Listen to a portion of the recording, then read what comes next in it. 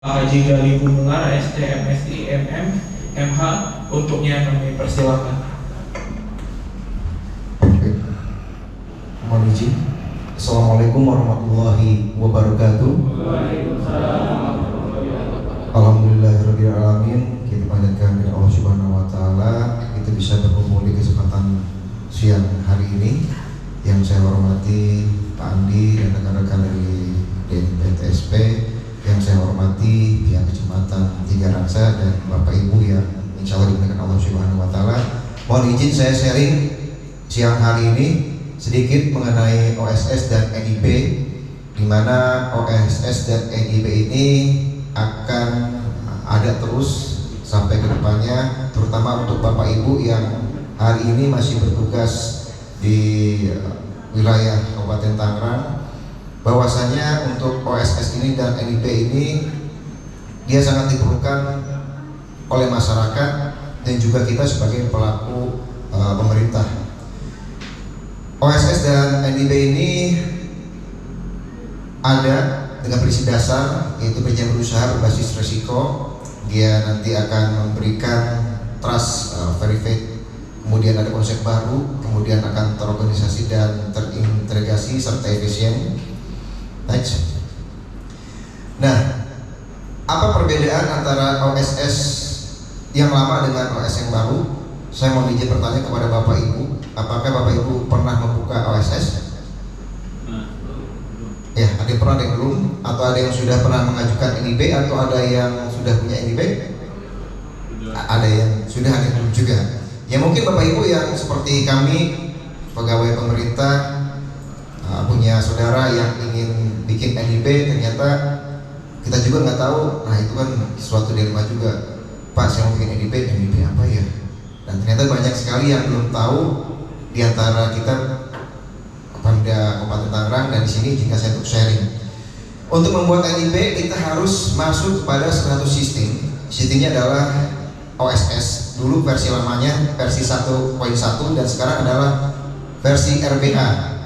Ini ada beberapa perbedaannya. Nanti Bapak Ibu bisa baca di rumah. Nanti kami sharing. Ini PPAT-nya silakan dimiliki. Mudah-mudahan bisa bermanfaat, khususnya buat Bapak Ibu yang hari ini bertugas di Pemda Kabupaten Tangerang. Next. Nah ini perbedaannya, yang lama yang baru lebih sempurna. Next. Nah, yang akan kita bahas hari ini adalah NIB dan OSS. Untuk OSS adalah aplikasinya Pak. Ketika Bapak membuat PBG tadi, misalkan di masyarakat datang mau membuat PBG, atau teman atau kita membuat PBG, sama dia juga harus melalui sistem OSS juga. Terutama bagi pelaku usaha yang ingin membuat ruko atau membuat pabrik, dia pun harus mendaftarkan NIB terlebih dahulu sebelum membuat PBG. Jadi persyaratan pertama PBG untuk pelaku usaha adalah harus punya nomor induk berusaha. Next. Nah, apakah yang disebut dengan NIB itu? NIB adalah bukti registrasi atau pendaftaran pelaku usaha untuk melakukan kegiatan usaha dan sebagai identitas. Jadi dia adalah KTP-nya orang berusaha. Kalau Bapak Ibu di dompet sekarang ada KTP, nah itu adalah kartu pengenal. Ketika Bapak Ibu punya usaha sampingan di rumah, buka warung atau punya toko kelontong di pinggir jalan, atau Bapak buka kios kopi atau kafe kecil-kecilan atau warung kecil-kecilan, nah itu wajib Pak punya NIB. Bagi Bapak Ibu yang bertugas di kelurahan, di desa, kemudian ada yang bertanya masyarakat, Pak, saya sekarang mau izin domisili. Wah, udah nggak ada sekarang domisili. Saya mau izin TDP dan sebagainya. Wah, udah nggak ada. Semua itu udah digantikan menjadi NIB saja Pak. Jadi pelaku usaha cukup memiliki NIB, tidak perlu izin domisili dan sebagainya yang biasa Bapak Ibu bantu atau Bapak Ibu buat di kelurahan atau di kecamatan dan sebagainya. Untuk NIB ini gratis dan berlaku seumur hidup atau selama yang bersangkutan melakukan kegiatan usaha. Syaratnya sangat mudah. Next, silakan. Syaratnya adalah siapapun yang melakukan usaha, baik badan ataupun pelaku usaha apapun, itu wajib memiliki NIB. Bapak Ibu punya istri di rumah, kemudian dia buka warung kecil, wajib memiliki NIB. keponakan Bapak Ibu membuka bengkel motor wajib memiliki NIB. Nah, manfaat NIB ini apa? Manfaat dari NIB ini adalah satu, nama kita sebagai pelaku usaha terdaftar di kementerian, terdaftar di database pemerintah. Kemudian pemerintah pun akan mudah memiliki database para pelaku usaha UMKM dan non UMKM. Nanti fungsinya apa? Fungsinya kalau buat Bapak Ibu pribadi, ketika Bapak Ibu butuh modal, ya butuh melakukan usaha online dan sebagainya, butuh modal, pasti Bapak Ibu akan pinjam modal ke bank dan sebagainya.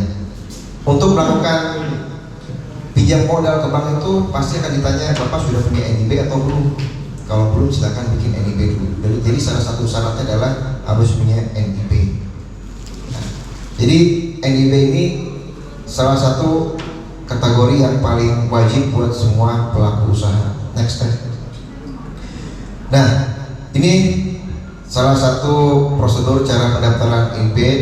Dan ini apa fungsi NIB? Yang pertama adalah sebagai tanda daftar perusahaan, dulunya adalah TDP, kemudian sebagai angka pengenal impor kalau Bapak Ibu melakukan impor, dan juga sebagai akses kepabeanan, dahulu adalah nomor induk kepabeanan. Jadi NIB ini sekarang fungsinya seperti itu, dan Bapak Ibu silakan bikin NIB hari ini. Bagi punya keluarga yang belum punya NIB atau warga yang ingin bikin NIB, silakan bikin, mumpung belum ada perubahan persyaratan atau peraturan yang baru. Karena apa?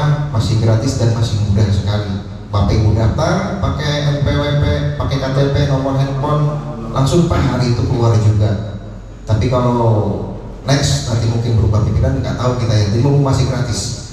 Nah ini salah satu yang lainnya. Next.